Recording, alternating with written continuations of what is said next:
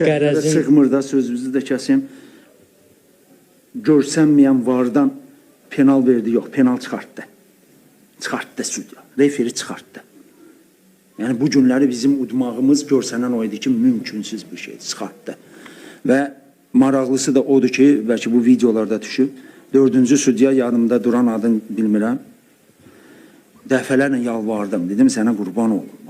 Bu uşaqları mən sakitləşdirəcəm. Bir dənə o epizoddan qabaq Alesio'nun epizoduna da baxdır. Həmən prosesdir də, yəni ona da baxdır, xahiş edirəm. Deyir, narahat olma, deyirəm. Deyirəm, qurban olum, yanımda deyir, nə ola, mən bilirəm axır deyilməyəcək. Deyirəm, yanımda deyir. Deyir, bax o moment, deyirəm, yox elə demə, nə olar, deyirəm, Aleysən, dəfələrlə Allah and içdi ki, vallahi demişəm.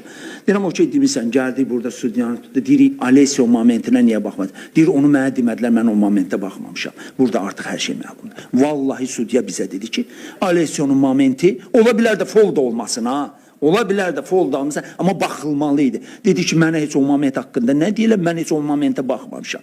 Bunu referi dedi. Deməli, burada artıq biz yaxşı neftçi olacaq inşallah. Heç bir, bu sözüm sizə deyil, mən azarkeşlərə sözüm. Bundan heç kimin şübhəsi olmasın. Zaten sadəcə yaxşı neftçi olma qorxusu var çoxlarında. Və bunu inşallah mən komandamla aradan qaldıracağım.